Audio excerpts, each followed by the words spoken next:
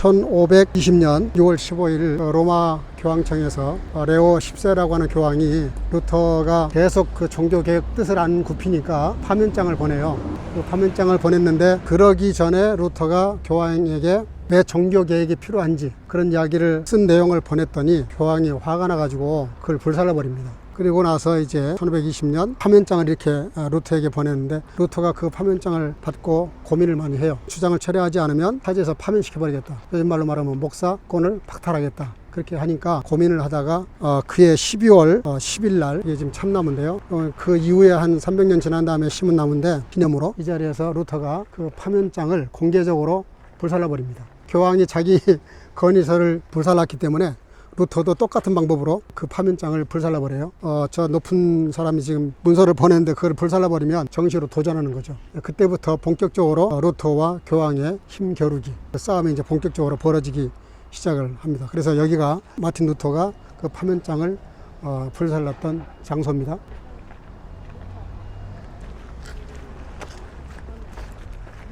파면장을 불살라버렸는데 그 소식을 듣고 그 다음에 1월 3일에 데체트 로마눔 폰티피치움이라고 하는 직서를 발표해서 마틴 루터를 사제권을 박탈을 합니다.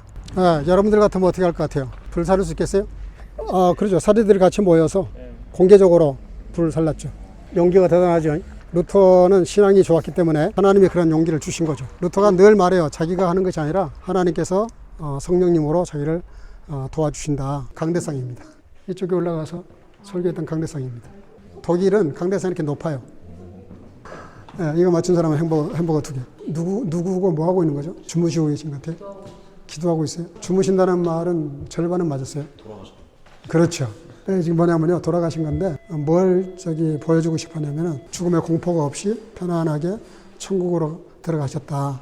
그거를 보여주고 싶어서 그 죽은 다음에 그림을 그렸다 그래요. 마틴 루터가 정말 편안하게 천국에 입성한 장면을 그린 겁니다. 일단 이 장면은 너무나 유명한 장면이어서 그래서 여기 루터가 지금 뭐라고 말하냐면은 here stehe hier hilf mir aber ich kann nicht anders 그런 말을 해요. 칼 5세가 네가 주장하는 그 종교 개혁에 대한 모든 내용들을 철회해라. 그럼 용서하겠다. 그랬는데 루터가 성경적으로 대라. 뭐가 잘못됐는지. 성경적으로 잘못된 걸 나한테 얘기하면 내가 취소하겠다. 그렇지만 성경이 말하지 않고 있다면 단 한 글자도 철회할 생각이 없다. 그러면서 하나님께 도움을 요청하는 장면인데 그때 이 칼 5세가 뭐라고 판결을 내리냐면 너무 고민이 된 거예요. 지금 저기 앉아있는 많은 사람들이 지금 선제우들인데 저 사람들이 어떤 권한을 갖고 있냐면 선제우는 글자 그대로 교황을 뽑을 수 있는 선거권이 있어요. 이 사람들 잘못 건들면 안 되거든요. 근데 당시에 신정 로마 제국이 독일 위주로 이렇게 해서 약 350개 이렇게 나눠져 있었어요. 각 지역을 다스리고 있는 그 많은 사람들 때문에 자기 마음 같아서는 당장 화형식에 처한다 이러고 싶은데 그럴 수가 없는 거예요. 상당수가 지금 루터를 지지하고 있었거든요. 그러니까 이 나라가 두 쪽으로 갈라질 수도 있고 지금 칼 5세가 자기 자리가 위태할 수도 있으니까 지금부터 루터는 치외 법권에 둔다. 그렇게 판결을 내렸어요. 법 밖에 둔다 이런 얘기예요. 무슨 뜻이냐면 누가 루터를 죽여도 죄가 안 되는 거예요. 법 밖에 있으니까. 이게 무서운 판결이죠. 알아서 죽여라 이 소리죠. 판결을 듣자마자 프리드릭 3세가 강도로 위장을 해가지고 루터를 납치를 해요. 바트부엌이라고 하는 성에다가 사냥꾼 손님이 한번 오셨다. 위장을 시켜가지고 바트부엌에서 10개월 동안 살게 합니다. 그래서 그 10개월 동안에 번역한 책이 september 비벨이라고 그래가지고 9월 성경, 신약 성경을 라틴어에서 한 것이 아니라 헬라어에서 그대로 독일어로 번역을 해요. 모든 그 종교 개혁가들의 특징이 뭐냐면 공통점이 뭐냐면 다 성경을 번역해요. 그때 당시 중세는 모든 나라에 공통적으로 라틴어 성경만 있었어요. 루터가 번역한 건 지금도 독일에서 독일어 문법 공부할 때 독일어 그 성경이 기준이에요. 그 정도로 정교하게 잘 번역을 했는데 루터가 바트부르크성에서 신약성경을 이렇게 번역을 해서 출판을 해서 이게 어마어마한 그런 그 영향을 미칩니다. 그 성경 얘기가 나왔으니까 그때 당시만 해도 책을 한 권 이렇게 압슈라빈 한다 그러는데 이게 100개 쓰려고 그러면은 5일이 걸렸다 그래요. 5일. 긴 거는 한 달이 걸렸어요. 근데 그때 50년 전에 루터가 종교개혁이 50년 전에 그 유명한 구텐베르크 인쇄기가 발명되죠. 그래서 그 인쇄기를 가지고 하루에 500권을 찍을 수 있었어요. 종교개혁이 그냥 된 게 아니고 하나님의 아주 굉장히 긴 역사 속에 섭리하신 거죠. 다 준비해놓고 루터가 나온 거예요. 그러니까 종교개혁이 가능했던 거죠. 그래서 우리가 무슨 일을 할 때 그냥 나 혼자 안 된다는 거, 하나님이 이렇게 저렇게 모습으로 이렇게 섭리하셔야 된다는 걸 이제 배우게 되죠. 한국 사람이었으면 이랬을 것이다 상상해서 지금 그려놓은 거예요. 예, 하도 많이 오니까. 예, 맞아요. 이게 뭐냐면요. 여기다 돈을 넣고 석재권을 샀는데 제가 그 내용을 읽어줄게요. 석재권이 뭐라고 되어 있냐면요. 성부, 성자, 성령의 이름으로 아멘. 우리는 요하네스 테첼 교황청의 사절로서 우리 그리스도 안에 지극히 거룩한 아버지이자 주님이신 레오 10세 교황의 신선한 섭리에 따라 이 면죄부를 구입하는 모든 신실한 기독교인들에게 모든 죄의 완전한 사면을 허락합니다. 주님의 해 1520년 비텐베르크 도시에서 발행된 요하네스 테첼 사제 이렇게 돼 있어요. 독일어에. 이 사면권을 사면 아예 죄 자체가 없어요. 그 사면권 하나 사면 내가 무슨 죄를 져도 그 죄에 대한 벌이나 이런 걸 전혀 안 받을 수 있어요. 아예 없는 거예요, 죄가. 비텐베르크에서는 루터가 이걸 못 팔겠어요. 그러니까는 테첼이 저기 브란덴부르크에 왔다 어디 왔다 그러면은 원정을 가가지고 이 석재권을 사왔어요. 그러니까 그걸 알고 루터가 이제 나중에 저쪽에 95개 조항을 갖다 내거는데 일단 그 테첼이 석재권을 판 돈을 여기다가 집어넣었다고 합니다. 이게 이제 독일의 그 소치알리스무스라 그러죠. 사회 안전 보장. 한국에도 이제 그런 거 많이 하잖아요. 마틴 루터가 그 목회했던 교회가 이제 마리아 교회라고 시립교회 그 우리가 갈 건데 그 교회에서 목회하면서 이 통을 만든 거예요. 그래서 마틴 루터와 장로와 또 한 사람의 장로. 그래서 세 사람이 열쇠가 세 개가 있어요. 그 세 개를 열면 이 문이 열려요. 근데 왜 언제 여냐? 우리 교회에 누가 어려운 분이 있다. 그럼 그 사람을 돕자. 의견을 나눠보고 그러자. 의견에 맞아지면 세 사람이 동시에 키를 열어야 문이 열렸는데 이게 소치알 그 실패. 아데나우가 처음에 총리가 돼가지고 국가 안전 그러니까 이 복지 정책을 만들 때 그 영감을 여기서 받았다 그래요. 독일 전체 나라가 가난한 사람 또 장애자 어려운 사람들을 도울 수 있을까. 혼자 살면서 우리 윤광 형제님 같이 혼자 살면서 돈을 많이 벌면 세금을 한 40% 뗍니다. 결혼을 하면은 한 30% 줄어들어요. 그리고 아이가 나면은 또 한 25% 줄어들고 합리적으로 세금을 매겨요. 독일은. 그래서 굉장히 세금 정책이 복잡해요. 코로나 사태 터졌을 때 부자들이 자진 납세를 했어요. 내가 세금을 좀 더 내겠다. 너무 어려운 사람들이 많으니까 이것 때문에 그런 정신들이 다 이런 데서 온 거죠. 그러니까 마틴 루터가 종교개혁을 하면서 이렇게 만든 것은 독일 전체 사회에 어마어마한 영향을 끼친 겁니다. 정치, 경제, 사회, 복지 모든 분야에 영향을 끼친 거죠. 그 다음에 저쪽에 사진. 남자는 마틴 루터, 여자는 카타리나 폰 보라 부인. 여기서 35년을 살았어요. 루터하우스에서 35년을 살았어요. 루터는 뭘 좋아했냐면 밥 먹을 때 이야기하는 걸 좋아했어요. 그래서 너무 많은 이야기를 하니까 그 받아 적어가지고 책으로 나온 것도 있어요. 미니멈 식사 때마다 거의 20명이 넘었다 그래요. 종교개혁에 동참하는 사람들이 질문하러도 오고 배우려고도 오고 지나가는 손님들도 들리고 이렇게 하다 보니까 많게는 60명 그리고 적을 때는 20명 그 사이에 왔다 갔다 하면서 보라가 그 식탁을 준비를 했는데 루터가 당시에 그 책도 많이 쓰고 설교도 많이 했는데 일체 인세를 안 받았어요. 근데 여기 노이코리아라고 하는 비텐베르크 대학의 교수였는데 월급이 나오는 건 거기 교수 월급밖에 없고 그리고 종교개혁을 했는데 뭐가 문제였냐면은 재정이 문제였어요. 로마 교황청에 소속돼 있을 때는 사례비가 위에서 내려온단 말이에요. 국가교회를 나와서 자유교회를 하게 되면 사례비가 끊기잖아요. 생활이 안 되잖아요. 보라가 뭐를 했냐면은 돼지, 닭 이런 가축들을 많이 키웠어요. 포도원도 하고 야채도 심어서 먹고 심지어 맥주 공장도 만들었어요. 요즘 말로 목사 사모가 맥주 공장 만든다 그러면 이해가 안 되죠. 근데 그때 당시에는 그게 당연히 이해가 됐어요. 루터는 집안의 경제가 어떻게 돌아가는지 살림이 어떻게 돌아가는지 전혀 신경을 쓸 수 없었어요.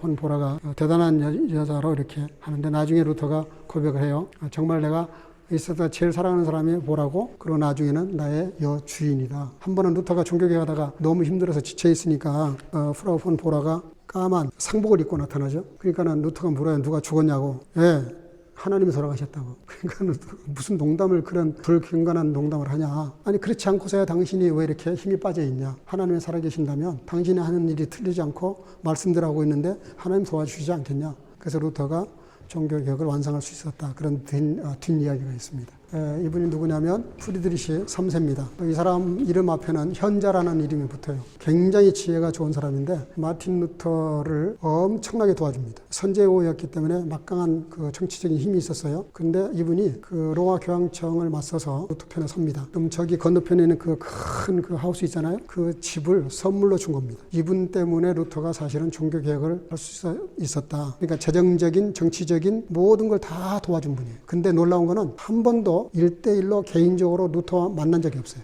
개인 감정으로 한 게 아니죠. 루터 옷입니다. 루터가 입었던 옷.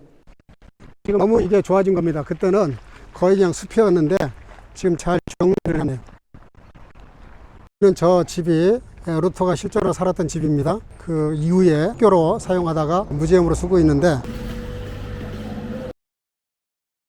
마틴 루터 부인이에요. 수녀였는데 수녀원에 있다가 루터가 그 원래 수도사잖아요. 수도사인데 그 루터가 수녀원이나 또 수도사들에게 이렇게 종교 개혁을 하면서 굳이 그렇게 장가 안 가고 시집 안 갈 필요 없다. 그때 당시에 수녀원하고 수도원에서 많은 사람들이 탈출을 했어요. 탈출하기 어려우니까 생선을 실어 나가는 그 마차가 있었는데 그 마차에 숨어서 탈출을 했는데 7명인가 탈출을 했어요. 수녀가. 12명인가 했구나. 이리저리 시집을 갔는데 카타리나 폰 보라만 시집을 못 간 사람이 2사람이 있었어요. 탈출해서 2년 됐는 데까지 아직도 결혼을 못 했는데 마틴 루터가 좀 마음이 있었던 것 같아요. 일부러 어떤 교수가 자기를 좋아하는데 나는 그 교수와 결혼하지 않겠다. 이제 그 일종의 신호인데 마틴 루터도 자기가 종교개혁을 했기 때문에 자기가 장가를 가면 오해를 받을 것 같으니까 원래 결혼 안 하고 혼자 살라 그랬어요. 하나님의 뜻에 있었던지 보라하고 이렇게 결혼을 하게 됐습니다. 나중에 그 결혼식한 교회를 가게 될 텐데 사람들이 오면은 다 이 반지를 만져본다 그래요. 이거 많이 달아졌네. 한 번씩 만져보세요. 시집장가 갈 수 있는 길을 좀 받아요.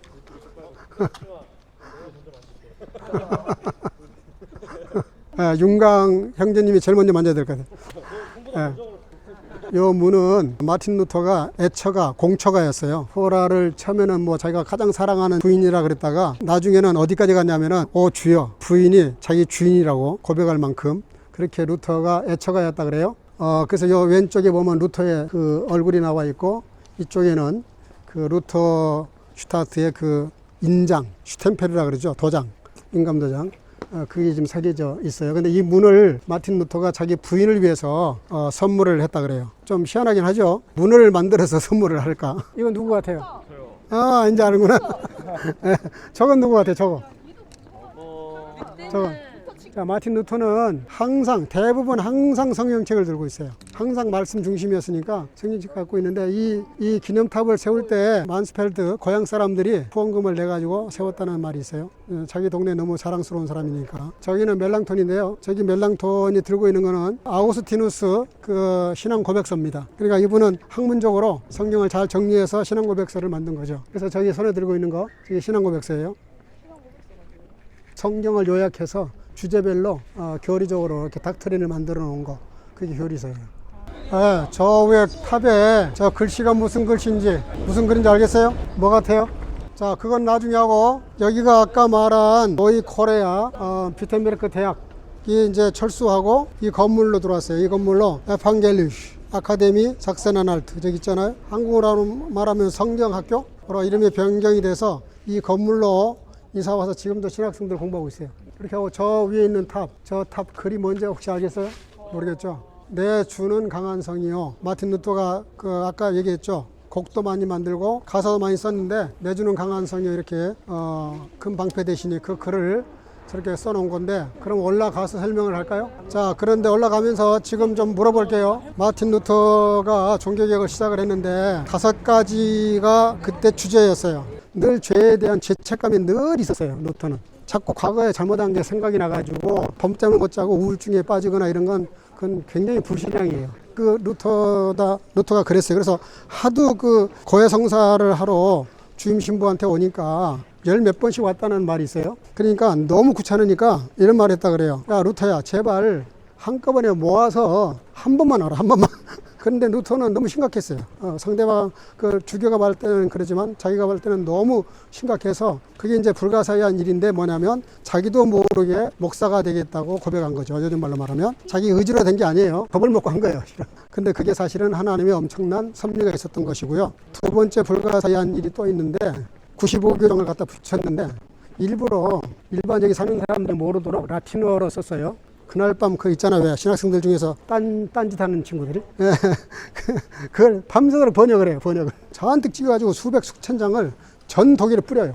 전 독일에 난리가 난 거예요. 인쇄술, 그게 그렇게 50년 전에 개발됐었다는 것. 또 하나가 뭐냐면 콜럼부스가 미 대륙을 언제 발견하죠? 1490년인가 그래요. 그 신대륙을 발견하면서 뭐가 바뀌기 시작하냐면 경제, 무역. 그러니까 무역이 발전하면서 경제 활동이 시작되니까 도시와 도시끼리 연결하는 그 교통로가 확보가 돼요. 그게 한 60년 전에 이미 일어난 거예요. 그래서 마틴 루터가 그 종교 개혁을 하는데 엄청난 그런 역할을 합니다. 그런 내용들이. 저 앞에 눈에 보이는 게 여기 비텐베르크 시청입니다. 시청. 진짜 시청이에요. 지금도. 그때도 시청이었고. 자, 이 건물은 1100년도에 건물이 세워지기 시작해요. 그때는 판자 나무로 지었다고 합니다. 그러고 나서 계속 중축이 되어서 마틴 루터가 종교개혁을 시작할 때쯤에는 완벽하게 이렇게 건물이 완성이 됐다고 해요. 근데 이 교회가 제일 중요한 교회 중에 하나입니다. 저쪽 면, 이쪽 면 따로따로 지어요. 나중에 이렇게 합치게 됐는데 한 5번 정도 증축을 해서 이렇게 완성이 된 거고요.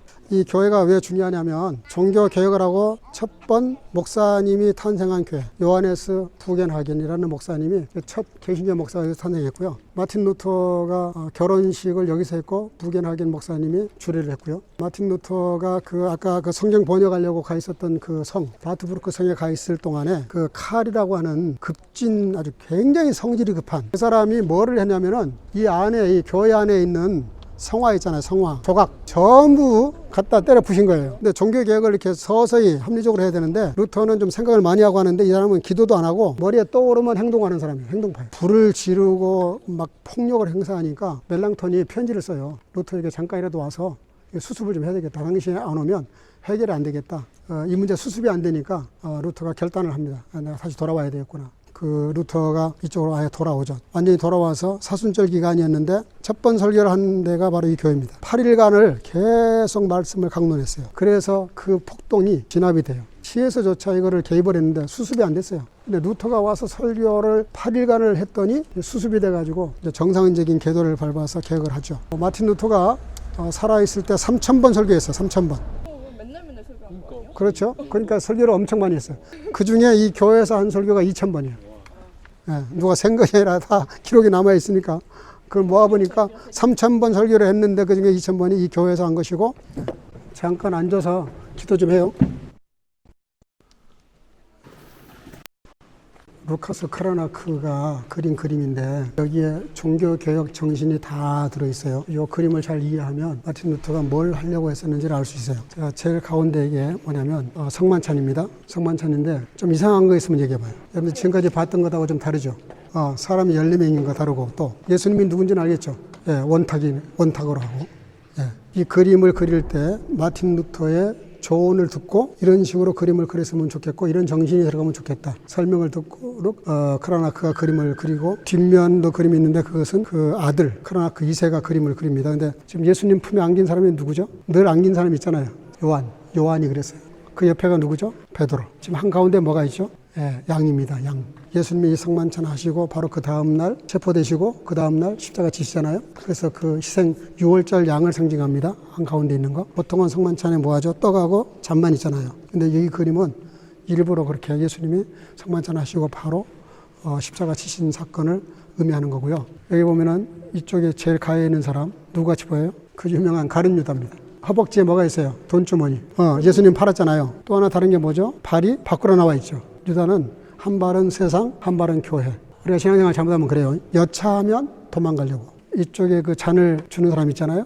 그만큼 힘들고 어렵게 개혁을 했다. 그런 걸 보여주기 위해서 수염도 깎지 않은 상태에서 이렇게 보여준 거고요. 그 잔이 뭐냐면 포도주 잔입니다. 그리고 이 잔을 받는 사람이 누구냐면 루카스 크라나크의 2세예요. 아들이 그 잔을 받는 거예요. 그러니까 이 성만찬은 무슨 뜻이냐면은 나만 성찬식 하는 것이 아니라 내가 받은 성찬을 마시고 이 은혜와 사랑을 밖으로 내보내야 된다. 그런 뜻을 갖고 있는 거죠.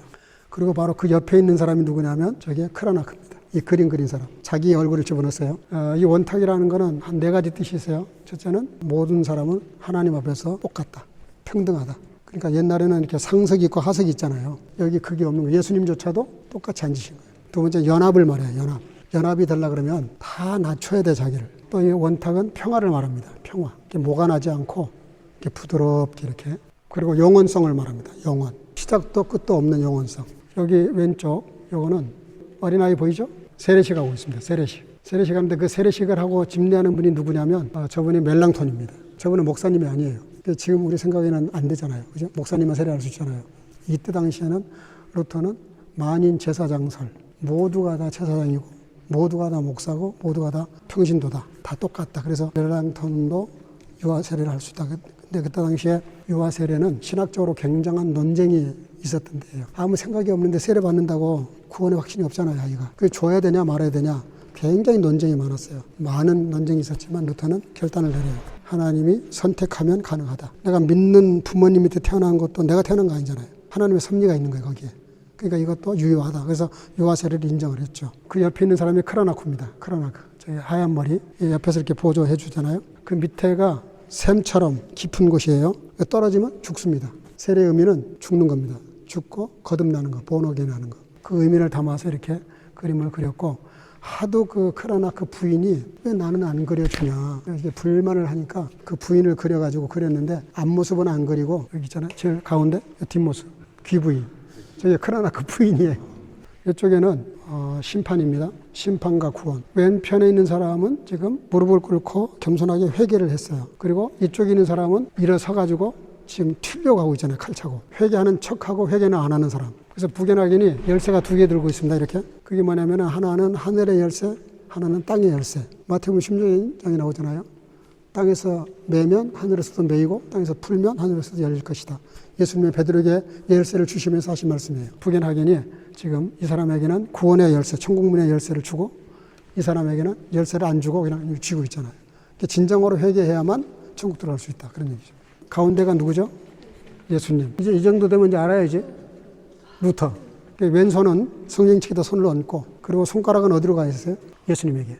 마틴 루터는 설교할 때 항상 예수님을 가리켰어요. 모든 설교는 예수님에게 초점이 맞춰져야 된다. 그래서 늘 성경적인 설교를 했어요. 마틴 루터는 자녀가 3남 3녀 6명이었어요. 그런데 2딸이 죽습니다. 그래서 너무 슬퍼했죠. 다 이분들이 누굴 봐요?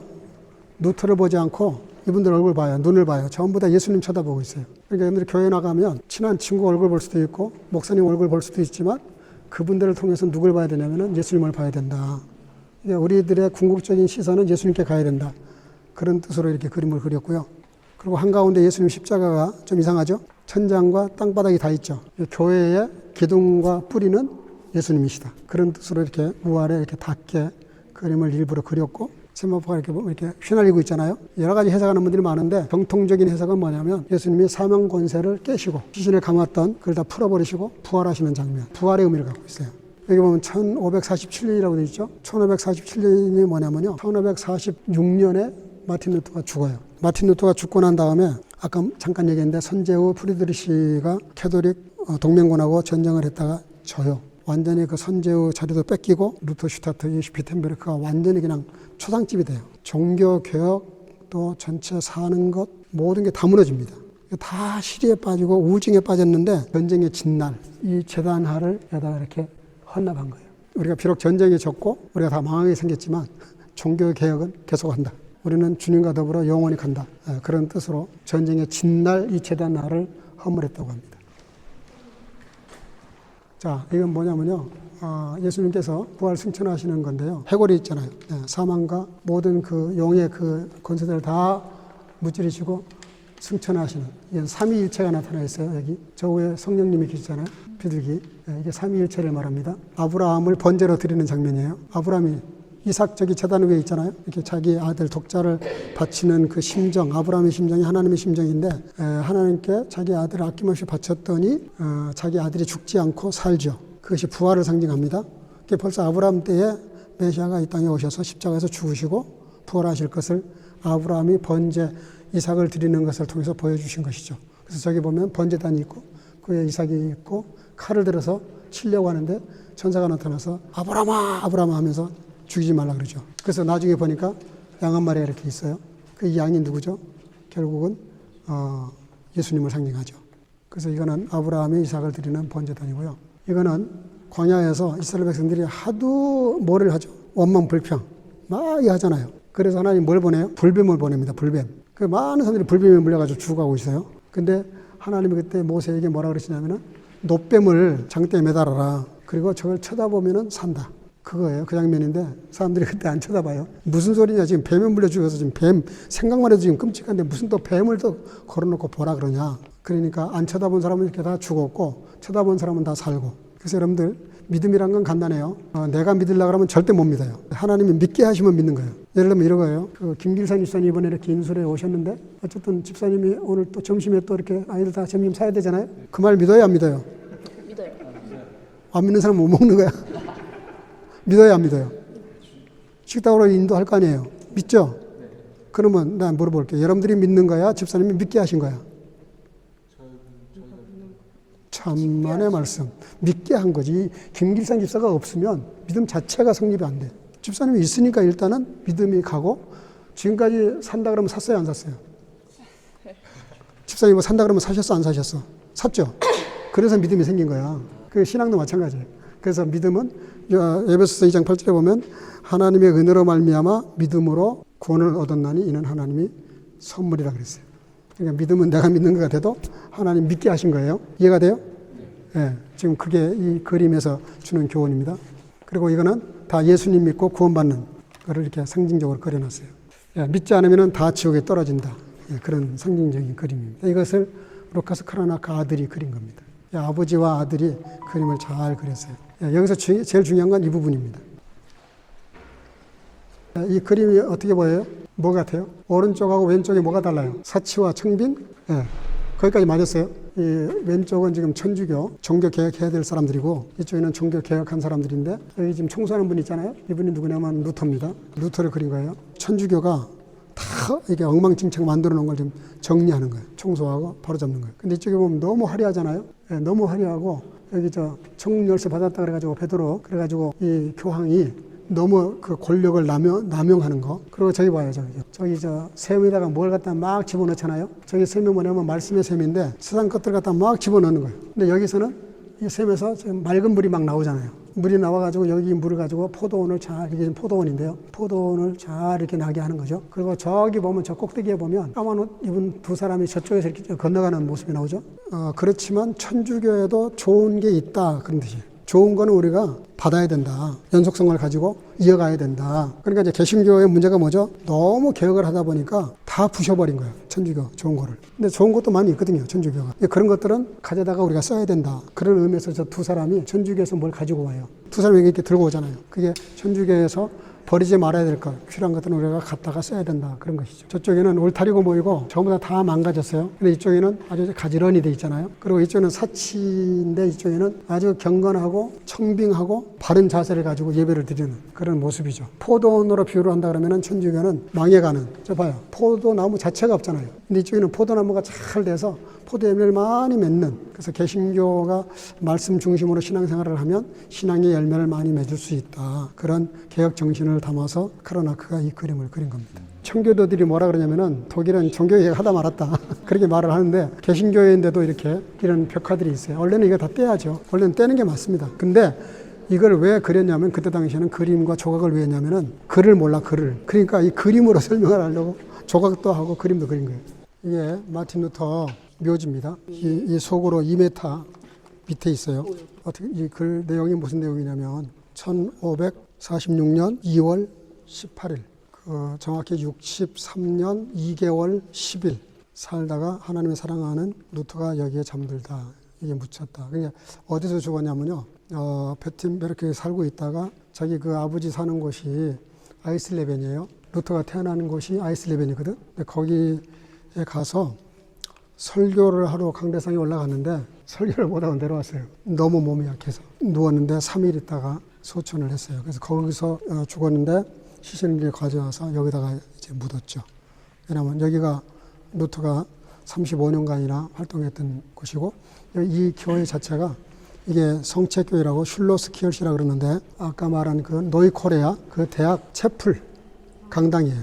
저쪽 무덤은 누구 것 같아요? 이거는 그 절친 멜랑톤의 묘지인데 이분은 루터보다 딱 6일인가 덜 살았어. 63세 똑같이. 아까 내가 며칠 살았다 그랬죠? 11이라 그랬죠? 2달 2일인가? 2일인가 8일인가 살다가 죽었다 이렇게 돼 있어요. 절친이고 이렇게 도와줬던 분인데 그래서 멜랑톤 무덤을 여기다 묻었습니다. 우리의 존경하는 멜랑톤 선생이 여기에 아까 내가 말한 대로 63세 2달 2일간 살고 묻혔다 이렇게 돼 있어요. 이 글 자체가 그런 글입니다. 저게 이제 주일날 지금도 여기서 예배드려요. 여기 설교 강대상. 예진이가 목사 되고 싶구나. 예, 이게 지금 성가대석입니다. 성가대석. 그리고 이거는 세례할 때 쓰는 타우펜 버킨이고요. 그리고 아까 누가 물어봤는데 독일 교회는 이렇게 여기 앞에 이거를 알타라 그래요. 알타. 재단이고 이 설교 강대상이 항상 이렇게 돼 있어요. 아까 내가 그 루터하우스 갔을 때 그 뭐냐고 물어보니까 다 대답을 못 했잖아요. 근데 여기 똑같잖아요. 이렇게. 이 강대상. 강대상 다 이렇게 생겼어요. 그 노이 코레아 비텐베르크 대학의 교수님들 70명이 이 교회당 안에 묘지에 묻혔어요. 10명의 그 부인들이 여기에 묻혔고 그 프리드리시 3세, 현자 3세 그분 묘지도 이 안에 있습니다. 그분들 묘지는 안 나타내고 루터하고 멜랑톤만 이렇게 표관하게 이렇게 해놨어요. 여기는 아닌데 저 뒤로 가면은 무좀 이렇게 내려가는 길이 있어요. 주로 그 지하에다가 묻거든요. 그러니까 이제 독일 교회는 영국 교회는 공통점이 뭐냐면 이 설교 강당이 이 한가운데 있어요. 한가운데. 근데 독일은 한가운데 알타, 재단.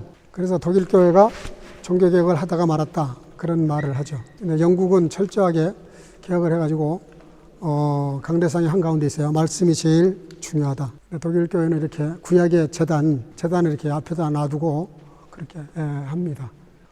저분이 누구냐면요. 힐은 비셔린이라는 분인데 함부르크 분이에요. 이 종교개혁 행사할 때 와서 예배에 참석을 했다가 이분이 감동을 받았어요. 종교개혁에 대해서. 그 마틴 루터가 외적인 개혁을 했다 그러면 내적 개혁을 좀 해야 된다. 내적 개혁.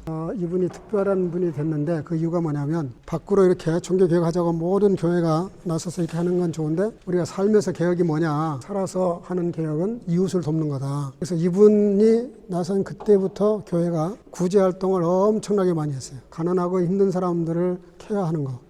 그것이 내적 종교개혁이다.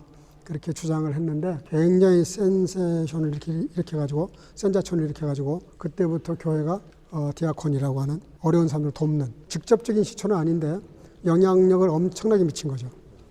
교회가 구제해야 된다. 그래서 여러분들도 열심히 사업하고 돈 벌어서 혼자 쓰지 말고 구제 사업 많이 해요. 저 위에 있는 저거는 저 프리드리시 3세를 조각해 놓은 거고요. 칼을 들고 이렇게 지키는 사람 가운데 예수님 십자가고 그건 똑같아요. 그리고 오른쪽 왼쪽 있는 분이 누구죠? 루터. 왼쪽 루터. 그렇죠. 루터. 이제 학습 효과가 나타나네. 루터. 네, 오른쪽은 누구죠? 멜랑톤. 네, 그 소요리 문답 책을 들고 있죠. 그 소요리 문답이 뭐냐? 성경을 요약해서 체계적으로 신구약 성경다 종합해서 교인들이 어떻게 신앙 고백을 하고 믿음으로 살아야 될지 원리가 들어있는 게 소요리 문답이에요. 이게 지금 95개 태제입니다. 95개 그 내용을 담은 건데 이 중에서 4개만 골라서 얘기하라 그러면 제일 먼저 루터가 여기다가 써붙였던 것은 여기가 이 길이 신학생들이 체프라로 가는 길이에요. 들어가서 체프라로 학교에서 강의 듣다가 체프라로 오면은 여기가 길목이어서 그때는 여기가 나무로 까만 나무로 된 대문이었는데 거기다가 붙였었어요. 근데 이게 1760년에 7년 전쟁 때 불이 나요. 그래서 이게 다 타버리고 이 동판으로 빌헬름 4세가 기념해야 된다. 그리고 가르쳐야 된다. 후세들에게. 그래서 동판으로 글씨를 썼는데 지금은 저렇게 색깔이 저렇지만 그때는 황금색으로 글씨를 썼어요. 이게 95개 조항인데 전부 다 라틴어로 돼 있어요. 그래서 아까 잠깐 얘기했지만 라틴어로 쓴 이유는 비텐베르크 시민들, 일반 평신도들이 모르게 쓴 거예요. 일반 평신도들이 라틴어를 몰랐거든요. 신학생들, 교수들, 사례들 하고 우리 한번 좀 성경적으로 따져보자. 이게 맞는 건지. 그래서 이제 문제를 제기한 거예요. 근데 그 첫 번째가 뭐냐면 면제부. 그러니까 이 여기서 브란덴부르크만 벨린에서 가까운데 거기에 그 테체르라는 신부가 말을 너무너무 잘해요. 헌금의 소리가 땡그랑 하고 소리가 크면 연옥에서 지옥에서 천국으로 튀어 올라갈 수도 있고 그게 너무 소리가 약하면 올라가다 만다.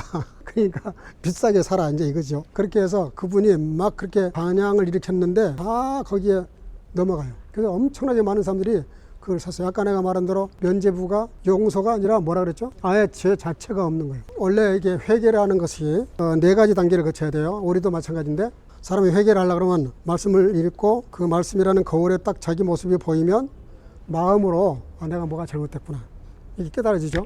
입술로 내야 되는 거예요. 말을 고백을 하는 거예요. 내가 이런 죄를 졌다. 그게 소위 고해성사라는 거죠. 천주교에서 말하는 고해성사. 신부에게 가서 다 낱낱이 자기가 이런저런 죄를 졌다고 고백을 해요. 신부가 그 얘기를 듣고 뭐를 하냐면 소위 보석이라는 거래요. 보석. 대가를 지불하는 거죠. 대가를. 그런데 감방에 들어간 사람들이 보석금 내고 나오잖아요. 그런 것처럼 그 보석이라는 걸 해요. 그게 뭐냐면 그 죄 얘기를 들어보고 너 그랬어. 로마까지 성지순례 갔다 와. 처방을 내려요. 그러면 시간도 없고 돈도 많지 않은데 거기까지 갔다 와야 되는 거야. 그래야 그 죄가 용서가 돼요. 그리고 너 그렇게 했어. 너 10일 동안 교회 나와서 새벽기도 해. 예를 들면 교회를 위해서 한 달간 청소해. 이렇게 그 벌칙을 내렸어요. 부교 캐도릭이 말하는 것은 그런 그 네 번째 그 단계가 뭐냐면 공로사상이야. 죄를 졌으면 대가를 지불해야 돼요. 근데 우리가 믿는 거는 내가 지불해야 될 그 대가를 예수님이 지불하셨다는 거잖아요. 그걸 내가 믿음으로 받아들이면 용서가 되는 거잖아요. 구교는 그렇게 가르치지 않았어요. 그렇지 않다. 오히려 그거를 반대쪽에서 반 종교 개혁을 또 선동하고 다니는 사람이 있었어요. 그래서 그렇게 반박을 하는 거예요. 뭐 말로만 되냐. 그러면 누가 그거 못하냐. 근데 너무 쉬워서 못하는 게 못 믿는 게 우리 개신교 기독교인데 이제 우리가 한 가지 거기서 반성해야 돼요. 우리가 너무 그렇게 믿음으로만 구원받고 용서받는다 그러니까 좀 죄를 가볍게 생각하는 경향이 있어. 그러니까 그 어떤 영화에서 그랬잖아요. 내가 용서를 안 했는데 하나님 당신이 뭔데 용서를 하세요. 이러고 막 하나님께 따져요. 왜냐하면 그 사람이 나한테 직접적으로 잘못을 해서 내가 상처를 입었거든. 근데 나는 상처가 아직 아물지 않았다고. 그 사람이 어느 날 보니까 뻔뻔하게 나 용서 다 받았다. 이러고 낯짝을 탁 펴고 막 돌아다니니까 이 피해받은 사람이 너무 화가 나는 거예요. 나는 용서를 안 했는데 누가 용서해서 도대체. 나 하나님께 용서받았다. 그러니까 이 사람이 하나님께 따지잖아요. 피해 당사자인 나는 용서 못 받았는데 하나님이 뭔데 용서를 하세요. 그거는 우리한테 큰 도전을 주는 말씀이에요. 우리가 회개를 너무 가볍게 생각하면 안 된다는 거죠. 근데 천주교는 그것을 그렇게 벌칙을 가하면은 그거를 행동으로 옮김으로 용서받는 확신을 주도록 그렇게 했는데 그게 공로사상이라는 것이고 첫째는 그 면죄부인데 그 면죄부를 사서 죄가 없어진다는 게 성경적으로 맞냐 그걸 제가 쓴 거예요. 그리고 두 번째가 뭐냐면은 교황의 속죄권. 그러니까 신부님들이 고해성사를 듣고 나서 그래 너 이거 해 그러면 용서가 돼. 그거를 당신이 뭔데 선언하나 이 말이죠. 성경이 그렇게 말하고 있지 않는데 사람은 우리 인간의 근본 죄를 용서할 자격이 없어요. 왜? 내가 죄인이기 때문에. 신부도 다 죄인이잖아요. 그러니까 죄인이 죄를 용서할 수 없어요. 죄를 용서할 수 있는 분은 죄가 없는 분이어야 돼. 또 죄인을 해서 죽으려고 그러면 죄가 없는 분이어야 돼. 그래서 예수님께서 이 땅에 오셨을 때 마리아에게서 나셨지만 요셉이 동침을 했어요? 안 했어요? 안 했죠. 그냥 처녀가 아이를 낳았다고. 요셉을 통해서 이렇게 흘러내려오는 원죄, 아담의 원죄를 끊어내시죠. 성령으로 잉태했기 때문에 예수님은 완벽히 사람이고 완벽히 하나님이시지만 죄가 없어요. 그래야 죄인을 위해서 죽을 수 있는 자격이 있기 때문에 그거를 정면으로 어긴 것이 바로 교황입니다. 교황이 자기가 속죄할 수 있다는 거예요. 근데 왜 그렇게 했냐면은 그때 당시에 속죄권 판 돈이 어마어마했어요. 교회 재정을 그걸로 충당하고 더더군다나 이제 베드로 성당을 지으려다 보니까 돈이 너무 많이 들어가는 거예요. 나중에 여러분들 여유가 되면 로마 그 바티칸 한번 가봐요. 이건 너무 싱거워서 볼 생각이 안 들 정도로 어마어마합니다. 근데 그 교회를 지으려다 보니까 그렇게 속죄권을 팔았던 것이죠. 그리고 세 번째가 뭐냐면 성경의 권위. 그러면 그거를 누가 도대체 판단하냐. 그걸 교황이 한다고 생각했어요. 교황이 옳고 그런 건 모든 것의 기준이었어요. 근데 마틴 루터는 내가 볼 땐 그게 아니다. 성경을 읽어보니까 성경이 중요하다. 성경이. 그래서 여기다가 쓰붙이기를 성경의 권위를 인정해야 된다. 성경이 말하지 않는 것은 그 누가 말해도 그건 비진리다. 성경을 다른 말로 캐논이라 그러는데 잣대라는 뜻이에요. 자, 길을 재는 자라는 뜻이 있습니다. 그래서 그 성경의 권위가 더 중요하다는 얘기를 했고 그 다음에 네 번째가 진정한 회개. 진정한 회개란 어떤 것이냐. 속죄권사도 안 되고 형사 고백이 있다고 되는 것도 아니고 아까 말한 대로 마음으로 뉘우치고 입술로 고백하고 고백한 다음에 자기가 삶으로 그 죄된 삶을 완전히 벗어나는 것. 삶을 바꾸는 것이 회개다. 그것하고 아까 신부님이 이렇게 뭐라고 처방 내린 것하고 비슷한 것 같이 보이지만 비슷한 게 아니에요. 그거는 왜 다르냐면 신부가 말한 것은 신부가 사람이 조치를 취해서 그 사람이 죄 해결 방법을 제시한 거잖아요. 근데 성경이 말하는 여기 회개, 루터가 말했던 회개는 뭐냐면 하나님 앞에서 자기 모든 죄를 고백하고 그 죄를 대신해서 죽으신 예수님의 공로를 인정하고 그 주님 앞에 진심으로 뉘우치고 그리고 돌이켜서 자기가 성령의 인도를 받고 예수님의 은혜를 생각하고 왜 그런 거 있잖아요. 내가 죽을 뻔했는데 내 대신 우리 길상 집사님이 대신 죽었어. 예를 들면 미안하다 뭐 유마 대신 죽었어요. 그러면 내가 길상 집사님한테 평생 빚진 마음이 있을 거 아니에요. 고맙고 너무 고맙고 그럼 내가 어떻게 해야 되겠어요? 유미한테 잘하겠지. 그 뭔가 그 가족에게 내가 뭔가를 잘 할 수밖에 없어요. 율법은 624가지인데요. 그 모든 우리 죄를 다 지적을 해요. 고발을 해요. 모세가. 고발된 죄 때문에 나는 624가지 중에서 한 가지만 범해도 623가지를 다 범한 것이 된다고 성경은 그렇게 되어 있어요. 하나만 죄를 범해도. 그런데 그 율법을 우리는 다 지킬 수 없어요. 근데 누가 대신 지켰냐? 예수님이 지키신 거죠. 어떻게? 십자가에서 죽으심으로. 그러니까 그분은 죄가 없으시고 죄를 안 지시고 죄가 없는데 죄 없는 분이 왜 십자가에 죽으셨어요? 마지막 돌아가실 때 엘리 엘리 라마 사박다니 나의 하나님 어찌 나를 버리셨습니까? 근데 그 버렸다는 말이 하나님이 예수님을 보면은 살리고 싶어요. 근데 그 예수님 등 위에 뭐가 보이죠? 저와 여러분들이 지은 죄가 새카맣게 어마어마하게 올려져 있는 거예요. 그래서 우리 죄 때문에 그냥 내버리신 겁니다. 그래서 예수님이 거기서 우리 대신 저주받아서 죽으신 거죠. 그러면 우리가 진정한 회개라는 게 뭐예요? 그분의 그 은혜를 알고 그 은혜에 감사해서 누가 날 뭐 강요해서가 아니라 내가 스스로 말씀대로 살고 순종하고 죄를 멀리하고 경건하게 살아갈 수밖에 없죠. 그걸 진정으로 깨닫고 알았다면. 그래서 그 내용을 여기다 써붙인 거예요. 써붙였는데 아까 말한 대로 밤새도록 신학생들이 번역을 해가지고 독일어로 번역해가지고 전국에 뿌렸는데 불과 며칠 사이에 수천 장이 전국으로 퍼졌어요. 그래서 많은 사람들이 동조를 하죠. 근데 그때 당시에 신성 로마 제국이어서 로마 교황청에서 굉장히 고민이 많았어요. 왜냐하면 신성 로마 제국 350개로 이렇게 나눠져 있는데 그 각 지역에서 들어오는 그 세금이 자기 슈타트에다 내는 그 세금의 40%를 떼서 로마 교황청으로 보냈거든요. 근데 거기에 대해서 모든 공주들이 불만이 많은 거예요. 불만이 많은 데다가 루터가 탁 나타나니까 거의 절반 이상이 루터 편을 들어요. 목에 방울 단 고양이? 그 목에다가 방울 달면은 찍히잖아요. 그러니까 루터가 우리 대신 찍혔다. 우리가 저 사람 때문에 잘만 하면 세금을 안 낼 수도 있겠다. 개혁을 해가지고 뒤집어버리면. 그래서 엄청나게 도와줍니다. 루터를 도와줘요.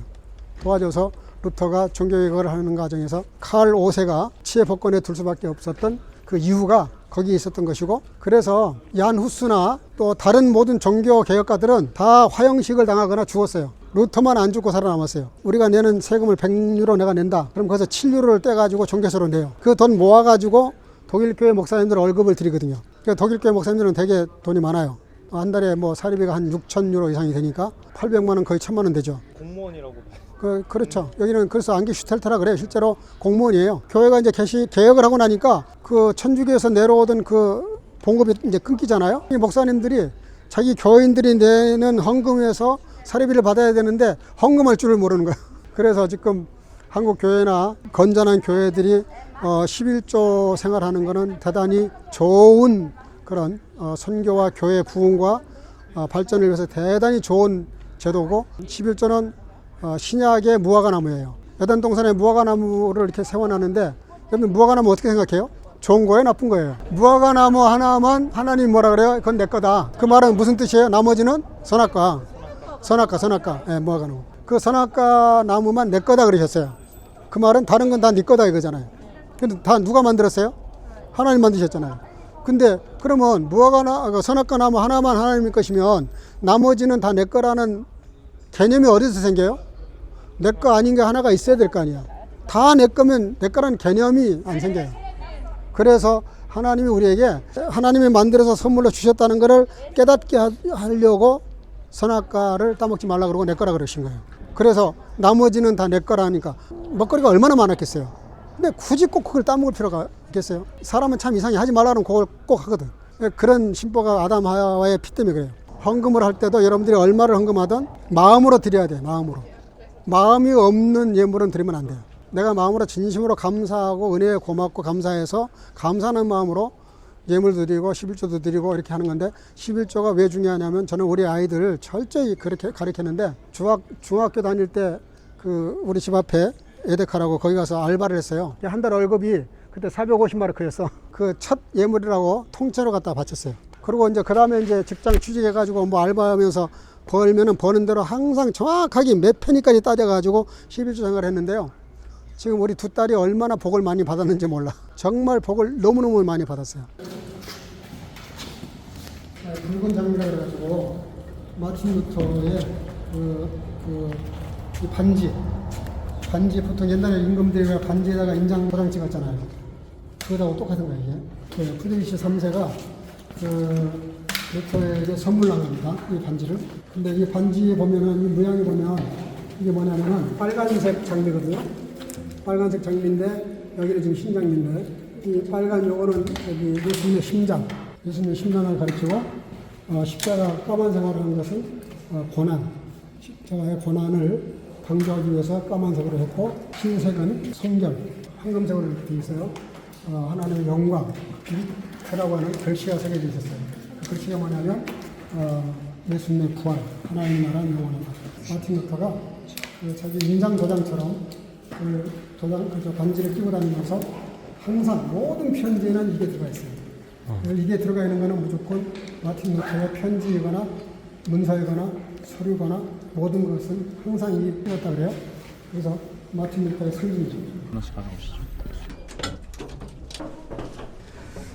그 아우구스티누스 신학교를 다닐 때 궁금했어요. 그 로마라고 하는 교황청이 있는 곳이 어떤 곳인가. 이제 좀 우리가 시골에 살다 보면 또 그런 거 있잖아요. 어떤 특별한 도시 있으면 가보고 싶잖아요. 그러던 차에 출장 갈 일이 생겼어요. 그래서 정말 로마 교황청을 방문을 했는데 가가지고 너무 쇼크를 받은 거예요. 어떻게 이렇게 많이 사치하고 이렇게 타락했나. 그래가지고 못 볼 걸 많이 봤어요. 거기 가서 루터가 거기 간 김에 스칼라 산타라고 하는 교회가 있는데 그 교회 가서 저도 그 계단 한번 올라가 봤는데 그냥 걸어 올라가는 것도 힘들더라고요. 무릎으로 그 계단 하나 올라갈 때마다 기도하고 올라갈 때마다 묵상하고 올라갈 때마다 그렇게 해서 그 끝까지 올라가서 무릎에 피가 났다 그래요. 그 정도로 고행을 하면서 죄로부터 아까 얘기했죠. 수도원에서 항상 죄에 대한 죄책감. 그것 때문에 그렇게 올라가서 그 마음의 그 용서와 시원함을 얻고 싶었는데 결국은 실패해요. 더 답답한 마음으로 올라와. 거기다가 로마 교황청의 부패와 너무 타락되어 있는 모습을 보고 그리고 너무 사치하는 것을 보고 올라와서 더 결단을 해. 종교를 이걸 개해야 되겠다. 근데 거기서 자기가 깨닫고 싶었던 것은 도대체 어떻게 해야 내가 영적으로 용서받고 자유할 수 있을까? 결국은 거기 가서도 안 됐는데 여기 올라와서 여기서 기도하고 묵상하다가 무릎을 딱 치고 벌떡 일어났대요. 아, 이거다. 그게 로마서 1장 17절이에요. 오직 의인은 믿음으로 말미암아 살리라. 그 말이 전에도 읽었던 말씀인데 그게 깨달아지질 않았어. 근데 그 과정을 거치면서 다 그게 필요 없구나. 무릎으로 여기까지 올라와도 안 되는구나. 어떤 걸 써도 안 돼. 근데 그 말씀을 묵상하다가 여기서 무릎을 탁 치고 일어났대요. 아, 바로 이거다. 믿음이 왜 믿음을 강조했는지 이제 안 거예요. 아까 내가 그 5가지 얘기하라 그랬죠. 첫째가 예수 그리스도, 그 다음에 두 번째가 말씀, 세 번째가 성경, 네 번째가 뭐죠? 은혜. 다섯 번째가 솔리데오 글로리아, 하나님께 영광. 성경, 예수 그리스도, 은혜, 믿음, 하나님께 영광. 요 5가지가 마틴 루터와 모든 개혁가들이 부르짖었던 구호예요. 이 5가지를 정확하게 깨달아야 된다. 이걸 깨닫고 나면 절대로 교황한테 용서받으려고 속죄권 사고 이런 거 안 한다. 그리고 교회가 올바로 갈 수 있다.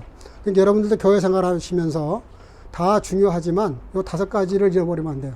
말씀을 읽었으면 그걸 철저히 믿어야 돼요. 근데 그 믿음이 아까도 말했지만 그 믿음은 내 것이 아니에요. 하나님이 믿도록 하신 일들이 성경에 많이 기록되어 있어요. 그래서 성경을 많이 읽으면 성경이 성경을 해석해줘요. 응? 그러면 그 해석해준 깨달음 때문에 안 믿을 수가 없어. 그 믿음이 바로 하나님의 성령을 통해서 말씀과 더불어 내게 선물로 주신 믿음이죠. 그 믿음을 갖게 되면 그럼 어떻게 돼요? 우리의 삶이 하나님께 영광되도록 그렇게 포커스를 맞출 수밖에 없어요. 그렇게 안 하는 거는 가짜야. 왜 가짜냐? 예수님 그러시잖아요. 너희들의 의가 저 바리새인들보다 낫지 못하면 결단코 천국에 들어갈 수 없는 이라 그랬어요. 말씀을 하셨던 그 대상이 누구냐면 제자들과 예수님을 따랐던 제자들과 믿는 사람들이었어요. 근데 그 믿는 사람들에게 누구를 지금 빗댔냐면은 그때 가장 거룩하다 그러고 예복을 입고 성전에서 이렇게 제사 일을 도맡아 했던 제사장들과 장로들과 서기관들, 성경 박사들, 이런 사람들의 행동보다 너희들의 행동이 더 낫지 못하면 그건 가짜 믿음이다 그랬어요. 왜냐, 진짜 믿음이라면 아까 말한 대로 예수님이 그런 고통을 통해서 나를 구원하셨는데 어떻게 그 사랑을 내가 무시하고 내 멋대로 살겠어요. 부모님이 은혜를 깨닫고 나면은 전에 내가 말 안 듣던 거, 부모님이 뭐 해초를 듣고 뭐 벌칙을 가하니까가 아니라 내가 스스로 하잖아요. 내가 잘해야 되겠다, 엄마 아빠 효도해야 되겠다, 이런 거는 깨달아지면 하거든요. 마찬가지의 은혜도. 그래서 루터가 강조했던 것이 솔라 그라치아, 그 은혜가 중요하다. 하나님 은혜를 깨닫는 게 중요하다. 여러분들 여기 와서 이렇게, 여러분들 나이 청소년 때 여기 와서 이렇게 루터 슈타트 돌아보는 거는 내가 오히려 막 뜨거워져. 여러분들 너무 귀한 분들이고 앞으로 이런 경험들, 이런 교훈들을 잘 이해하고 그 원리대로 여러분들의 삶을 이렇게 잘 관리해 나가면 여러분들이 루터보다 훨씬 더 훌륭한, 아까 그 성만찬 할 때 원탁에 12명만 들어가는데 14명이었어요. 그 말은 무슨 뜻이냐면 누구라도 예수를 제대로 믿으면 그 자리에 들어갈 수 있다. 제자의 자리에 들어갈 수 있다. 그런 깊은 교훈이 있거든요. 이 탑이 왜 중요하냐. 내주는 강한 성이여라고 루터가 작곡 작사를 했는데 그 곡처럼 정말 그 예수님을 붙잡고 살면 그런 여러분들이 정말 강한 성이 될 수 있다. 강한 성이 따로 있는 게 아니라 여러분들이 강한 성이 될 수 있다. 아멘. 아멘. 예, 할렐루야. 아멘. 예. 네, 이걸로 마치겠습니다. 감사합니다. 네, 그래요. 듣고 깨달은 바가 있으면 그 깨달은 바를 나의 삶에 적용할 수 있게 달라고 기도하시고, 또 우리 모든 남은 여정도 하나님이 함께 해달라고 기도하시고, 여러분들 보내놓고 기도하시는 우리 교회 목사님들과 또 우리 부모님들, 또 모든 책임자들 위해서 기도해 주면 좋겠어요. 우리 다 같이 이 시간에 통성으로 한 2, 3분 동안 기도하겠습니다. 사랑과 은혜가 충만하신 아버지 은혜 감사합니다.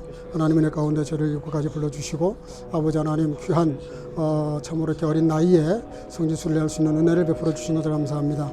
아버지 하나님께서 친히 저들의 마음에 임재하시고 성령으로 충만하게 하시고 말씀으로 충만하게 하시고 하나님의 은혜로 충만하게 하셔서 이번에 이 성지를 통해서 보고 깨닫고 결단하는 모든 일들이 우리의 신앙생활의 삶에 있어서 큰 참으로 도움이 되게 하시고, 저희들이 다음 세대의 아버지 하나님 꿈과 비전을 가지고 루터보다 더 훌륭하고 멋진 아름다운 인물들이 다 될 수 있도록 은혜 베풀어 주셔서 아버지의 믿음으로 승리의 삶을 살아가도록 함께 하시기를 간절히 소원하고, 남은 시간도 주님 역사해 주옵소서. 사랑과 은혜가 충만하신 아버지 은혜 감사합니다. 짧은 시간이지만 이렇게 사랑하는 우리 어린아이들 다 같이 이렇게 와서 이곳에서 말씀을 듣고 말씀을 통해서 되어졌던 모든 종교 개혁의 일들을 우리가 보고 들으면서 생각하는 바가 많이 있는데, 아버지 하나님, 우리 사랑하는 우리 다음 세대의 우리 청소년들을 두 손들어 축복해 주셔서 아버지 루터보다 더, 그리고 그 어떤 멜랑톤이나 많은 믿음의 사람들보다 더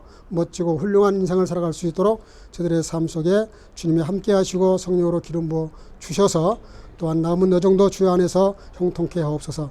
예수님의 이름으로 간절히 축복하고 기도하옵나이다. 아멘. 네, 수고했어요. 수고했어요.